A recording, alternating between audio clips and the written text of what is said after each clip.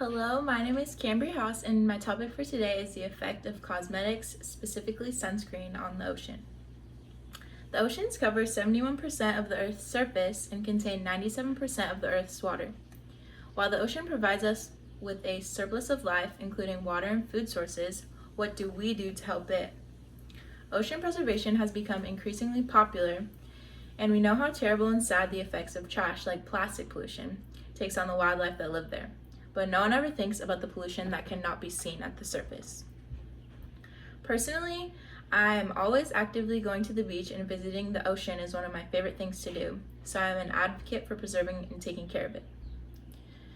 Today, I am first going to be talking about the effect that sunscreen and cosmetics have on the ocean, coral reefs, and marine life specifically, and then telling you why we need to use products that are safe for them. So first off, I'm going to talk about the problems that coral reefs are facing to date.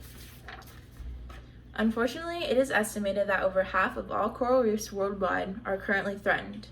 And according to Robert B. Raffa, PhD, and Joseph V. MD in 2018, damage or death of coral reefs has a direct negative domino impact on other life forms because coral reefs either directly or indirectly support a large variety of animals, including fish, seabirds, sponges, jellyfish, worms, shrimp, lobsters, crabs, mollusks, starfish, sea urchins, sea cucumbers, turtles, and snakes. Think about how deforestation affects us, comparable to how trees support all types of life in a forest. Coral reefs support all types of life in an ocean. Just like on land, obviously, one small change to an ecosystem in the ocean affects every animal individually. So what is the cause of this coral reef damage?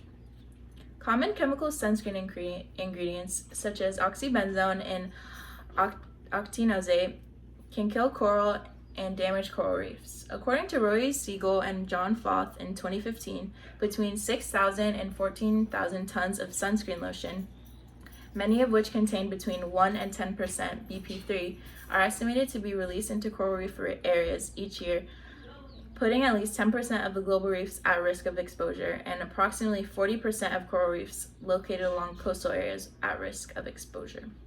A sign of damage to these coral reefs is known as bleaching. When this occurs, the reefs turn white when they are under stress and then expel the algae living in their tissues. This is obviously a sad sight to see because of the usual beautiful, colorful colors that the coral usually portray. Coral is not necessarily dead when bleached. They are able to survive a bleaching event, but bleaching is a clear indication that the coral is under stress and is in danger of dying. To just show the true magnitude of this problem, in 2005, the United States lost half of its coral reefs in the Caribbean due to a massive bleaching event. The good news is that in more recent times, the intent of the legislation has been to focus on the protection of coral reefs.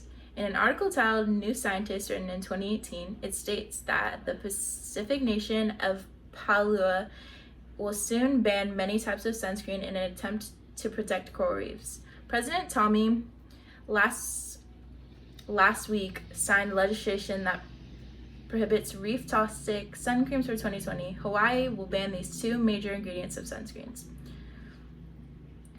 The ban goes into effect in Hawaii on January 1st, 2021, but proponents predict that similar bans will soon spread to other areas of the world that have coral reefs.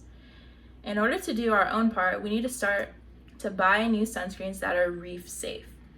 All you need to do is check for the absence of oxybenzone and octinoxate in listed ingredients. These sunscreens are relatively cheap compared to regular popular brands that we are familiar to.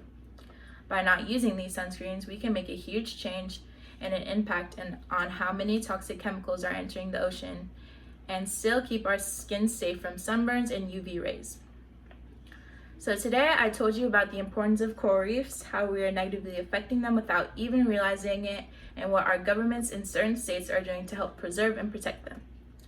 If we simply stop using sunscreens that include oxybenzone and octinoxate, we can decrease the amount of coral reefs that are being damaged and preserve millions of marine species. Go out and buy reef-safe sunscreen now. It takes 2 extra minutes to turn a bottle of sunscreen around and read the label. You have the power to keep our reefs vibrant and sustainable for all walks of life.